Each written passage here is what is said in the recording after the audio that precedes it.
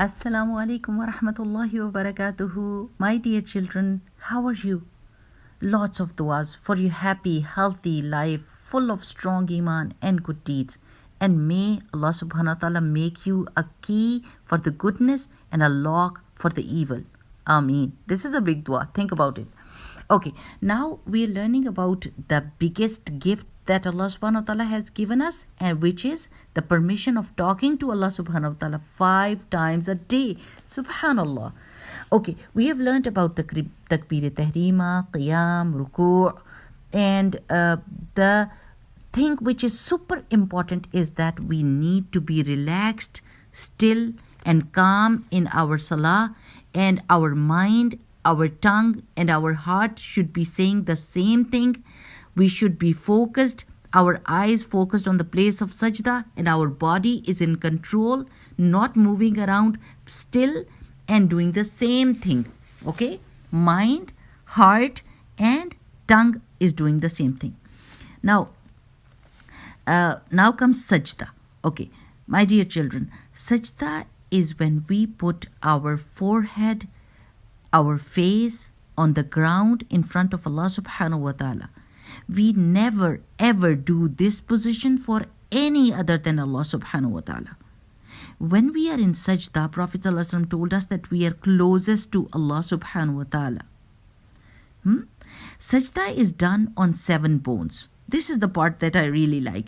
That 2 palms, we put our 2 palms on the ground fully. Like our hands should be straight on the ground. Okay? And then our forehead and our nose should be touching the ground. It shouldn't be like the forehead is touching and the nose is up. No, every single thing is going to touch. And then 2 knees and then 2 toes. We will show you the position of the sajda in the video, inshallah. And in this position we say Subhana Rabbi al-Azim. That means glory be to my Rabb, who is the highest, who is the greatest, right? So in this position you can say Subbuhan Quddusun Rabbul Malaikati wa Ruh as well. The tasbih that I taught you in ruku, you can do the same tasbih in sajda. And there are other du'as that you can do in sajda, but the du'as should be in Arabic, masnoon du'as, the du'as that Prophet ﷺ taught us, or the du'as mentioned in Quran. Now make sure that you know that we are not allowed to recite Quran in the sajda, but if there is a du'a mentioned in the Quran that you really like and you want to ask Allah subhanahu wa ta'ala, you are allowed to say it as a dua. Let's say there is a dua about Asiya alayhi salam. She said that Rabbi ibni li indaka baytan fil jannah. Oh Allah subhanahu wa ta'ala, make a house in Jannah close to you for me. That is a beautiful dua and I would love to make this dua.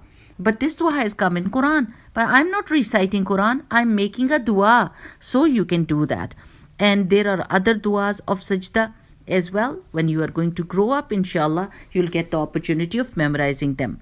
Now, I think this is enough for this time. And inshallah, I'll tell you about the pause between 2 sujood next time, inshallah. Till then, assalamu alaikum wa rahmatullah. Subhanak Allahumma wa bihamdika. Nashhadu an la ilaha illa anta nastaghfiruka wa natubu ilayka. Assalamu alaikum.